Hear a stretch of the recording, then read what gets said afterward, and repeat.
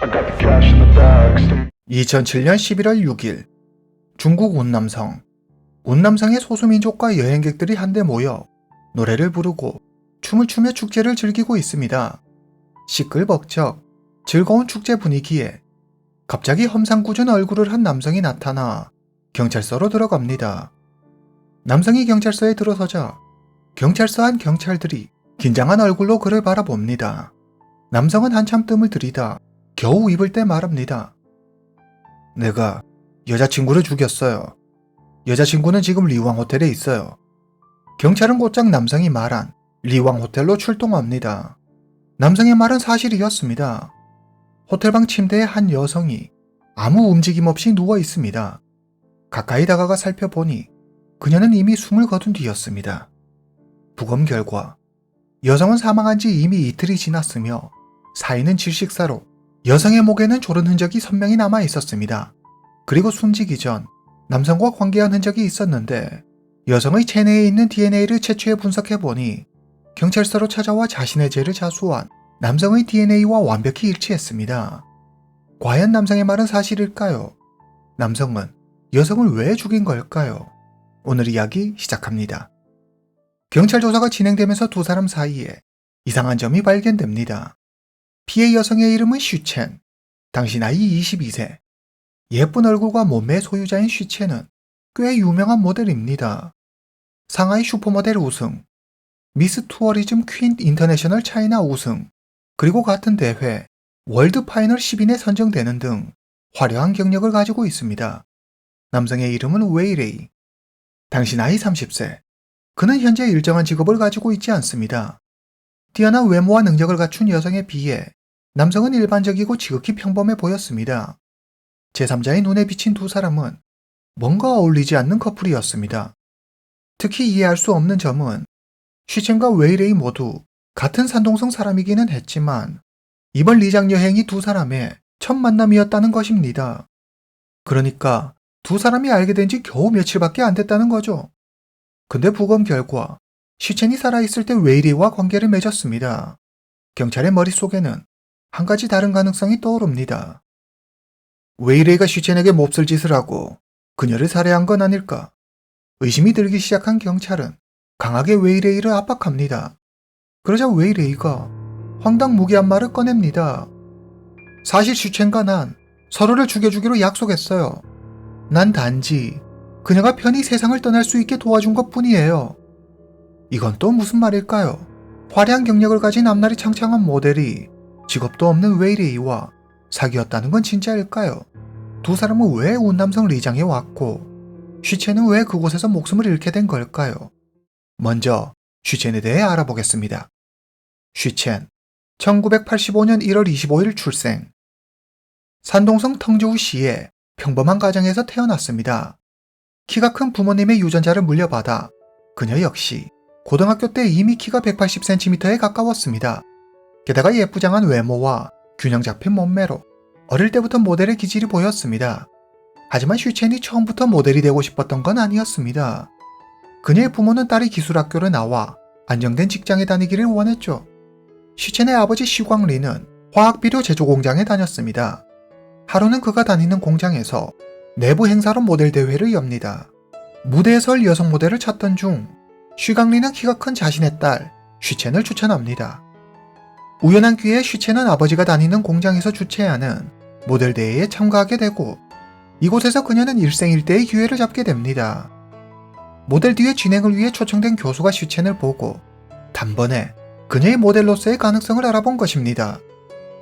교수는 슈첸을 훈련시켜 각종 모델 대회에 출전시킵니다. 슈첸은 작은 대회부터 하나씩 각종 대회를 휩쓸며 자신의 존재를 알렸고 모델업계의 주목을 받게 됩니다. 슈첸은 청도 예술학교 중 하나인 려인 모델 예술학교에 들어가 본격적으로 모델의 꿈을 키워갑니다. 그리고 우연히 자신의 인생을 바꿀 또 한 번의 기회를 만나게 됩니다. 그것은 바로 미스 투어리즘 퀸 인터내셔널 차이나 대회였습니다. 그녀는 대회 기간 동안 감기에 걸려 고생하지만 특유의 승부근성으로 칭다오 지역 예선에서 좋은 성적을 거둡니다. 그리고 본선에 진출해 우승합니다. 슈첸은 연일 언론의 스포트라이트를 한몸에 받으며 달라진 자신의 위상을 실감합니다. 그리고 더 큰 성공을 위해 베이징으로 갑니다. 그러나 세상 모든 일이 그렇듯 베이징에서의 생활은 그녀의 예상과는 많이 달랐습니다. 본격적인 모델 활동을 위해 베이징으로 왔지만 금방 스타가 될 수 있을 거라는 슈첸의 기대와는 달리 일이 잘 풀리지 않았습니다. 1년 뒤 슈첸은 다시 고향으로 내려옵니다. 그녀는 부동산 회사에서 일하며 틈틈이 모델 일을 병행하고 있습니다. 슈첸은 칭다오 사람인 리진위와 만나 사랑에 빠집니다. 두 사람은 빠르게 연인 사이로 발전합니다. 슈첸은 리진위의 집에서 함께 살기로 합니다. 2007년 11월, 슈첸은 전화 한 통을 받습니다. 전화를 건 남성은 슈첸에게 모델 일을 의뢰하는데 운남성 리장에서 나흘 동안 진행될 촬영에 7,000위안, 우리 돈 약 125만 상당의 돈을 주겠다고 합니다. 슈첸은 너무 기뻤습니다. 살면서 한 번은 꼭 가고 싶었던 리장에 갈 기회가 생기다니. 그것도 돈을 벌면서 말이죠. 슈첸은 남자친구 리준이를 졸라 그의 허락을 받습니다. 슈첸에게 모델 일을 의뢰한 사람이 바로 웨이레이였습니다. 웨이레이는 전문대를 졸업하고 직장을 여러 군데 옮겨 다니다 현재는 아무 일도 하지 않는 상태였습니다. 그는 리장을 여행하면서 그곳 소수민족의 다채롭고 아름다운 의상에 완전히 매료되고 맙니다. 그래서 칭다오의 운남성 소수민족의 옷가게를 열기로 마음먹죠. 가게를 열기 전 그는 가게 홍보를 위해 현지를 배경으로 카탈로그 촬영을 하기로 합니다. 2007년 10월, 웨이레이는 고등학교 친구이자 모델 활동을 하는 황나에게 모델이 되어달라고 말합니다. 그러나 남편의 반대로 황나는 웨이레이의 제안을 거절합니다. 황나는 대신 자신이 알고 있는 다른 사람을 추천해 주지만 그녀 역시 가족의 반대로 웨이레이의 제안을 거절합니다. 모델을 찾던 웨이레이는 한 신문사 편집자를 만나게 되고 그녀에게서 슈첸을 소개받습니다. 2007년 11월 2일 밤 9시, 웨이레이는 슈첸에게 전화해 리장 출장관에 관해 설명합니다. 약 2,000장 정도의 사진을 찍게 되며 일정은 총 4일간 진행될 예정이고 보수는 일이 끝나고 돌아왔을 때 7,000위안을 주겠다는 내용이었습니다. 리장은 슈첸이 살면서 꼭 가보고 싶었던 도시 중 하나였습니다. 게다가 보수도 꽤 짭짤했죠. 슈첸은 웨이레이와 함께 일을 하기로 합니다. 2007년 11월 3일 오전, 리장으로 떠나는 웨이레이와 슈첸의 장거리 여정이 시작됩니다. 그들은 기차를 타고 쿤밍까지 가서 쿤밍에서 비행기로 갈아타고 리장까지 갈 계획입니다. 처음 만나는 사이라 서먹서먹하기는 했지만 곧 두 사람은 친구처럼 가까워집니다. 웨이레이가 고용한 운전기사에 따르면 웨이레이와 슈첸 두 사람을 공항에서 처음 봤을 때 함께 여행 온 커플인 줄 알았다고 했습니다. 운전기사가 착각할 만큼 두 사람은 꽤 가까워져 있었죠. 두 사람은 이동하는 내내 즐겁게 이야기를 나누고 일정 등을 상의했습니다. 슈첸은 남자친구에게 통화도 하고 문자 메시지도 보냈는데 남자친구에게 보낸 문자 메시지를 보면 웨이레이가 자기를 친동생처럼 챙겨주고 잘해준다고 했습니다. 그러나 웨이레이는 경찰 조사에서 좀 다르게 말합니다. 슈첸이 날 좋아했어요. 옥령설산으로 가는 차 비용도 그녀가 지불했고 자기 신분증으로 호텔방도 예약했어요. 그리고 주기로 한 7,000위안도 필요 없다고 했죠. 이 말은 사실일까요? 분명한 건 슈첸과 웨이레이 두 사람은 호텔방을 하나만 사용했고 그 방은 슈첸의 이름으로 예약됐다는 것입니다. 리장으로 오는 길이 피곤했던 두 사람은 간단히 씻은 뒤 각자 자기 침대에서 잠이 듭니다. 다음 날 2007년 11월 4일 일요일, 웨이레이와 슈첸은 아침 일찍 옥령설산에 올라가 사진을 찍습니다. 오후가 되자 그들은 시내로 돌아와 밥을 먹습니다. 이때 슈첸은 피곤하다며 차에서 잠을 자고 운전기사와 웨이레이 두 사람만 밥을 먹으러 식당에 갑니다. 식사 시간이 끝나고 슈첸과 웨이레이는 리장의 호수 라시에로 가서 촬영합니다. 하루 일정을 마친 슈첸과 웨이레이는 약간의 과일과 과도, 보이차를 사서 호텔로 돌아옵니다. 여기까지는 일정대로 모든 일이 무난히 진행됩니다. 하지만 11월 4일 저녁, 슈첸이 목숨을 잃고 맙니다. 어떻게 된 일일까요? 지금부터의 이야기는 웨이레이의 일방적인 진술이라는 점을 참조해 주시기 바랍니다. 11월 4일 밤, 두 사람은 샤워를 하고 각자 침대에 앉아 과일을 먹으며 TV를 봅니다. 그러다 자연스럽게 이성과 연애에 관한 이야기를 나누게 되고 슈첸이 웨이레이에게 호감을 표시합니다. 웨이레이가 슈첸의 침대로 옮겨가고 슈첸은 그런 웨이레이를 거절하지 않습니다. 두 사람은 관계를 맺습니다. 두 번의 관계 후 웨이레이는 자신의 침대로 돌아옵니다. 두 사람은 새벽 3, 4시가 될 때까지 이야기를 나눕니다. 그런데 갑자기 슈첸이 심각한 이야기를 하기 시작합니다. 슈첸은 자기 삶이 너무 불행하며 앞으로 어떻게 살아가야 할지 살아갈 용기가 나지 않는다고 말합니다. 얼마쯤 이야기를 나누었을까요? 두 사람은 함께 세상을 떠나기로 합니다. 웨이레이가 자신이 먼저 죽겠다고 말하자 슈첸이 자기가 먼저라며 자신이 죽게 도와달라고 말합니다. 슈첸의 간절한 부탁을 외면할 수 없었던 웨이레이는 그녀의 목을 졸라 그녀가 죽도록 도와줍니다. 그렇게 그녀는 숨을 거두고 맙니다. 이제 순서는 웨이레이 자신입니다. 그는 과도를 들어 손목을 끊습니다. 그리고 침대에 누워 때가 되기를 기다립니다. 11월 5일 아침, 웨이레이가 눈을 뜹니다. 너무 약하게 손목을 그은 탓에 생명에는 아무 지장이 없었습니다. 웨이레이는 침대에 누워있는 슈첸을 바라봅니다. 그녀의 몸은 이미 싸늘히 식어 있었습니다. 웨이레이는 덜컥 겁이 났습니다. 어떻게 해야 할지 걱정이 된 웨이레이는 일단 슈첸의 신분증을 가지고 프론트 데스크로 가 하루 더 숙박을 연기합니다. 그리고 한 가지 말도 덧붙이죠. 내가 이미 방 청소를 했으니 우리 방은 청소할 필요 없어요. 알았죠?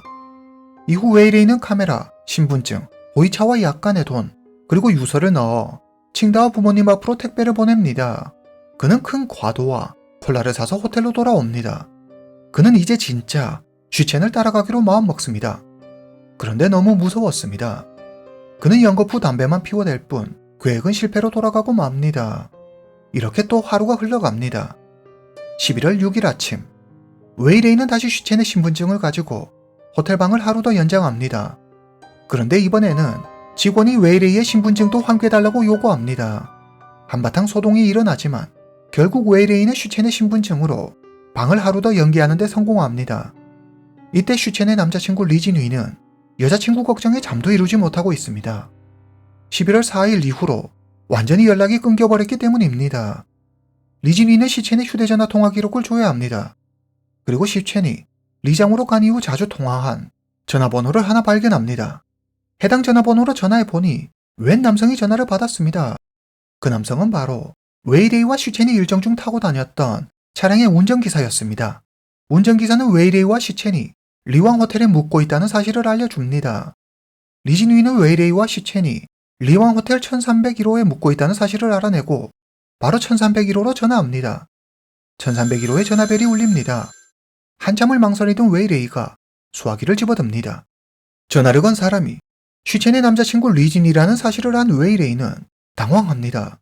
그러나 이내 평정심을 되찾고 거짓말을 합니다. 일이 끝나고 슈첸은 이미 떠났어요. 오후 1시쯤 출발하는 비행기를 타고 갔어요. 리진이가 슈첸과 연락이 되지 않는다고 하자 웨이레이가 말합니다. 아, 휴대전화를 여기에 두고 갔더라고요. 내가 나중에 가서 돌려줄게요. 리진이와 통화를 끝낸 웨이레이는 슈첸의 휴대전화에서 유심카드를 빼 변기에 버리고 물을 내립니다.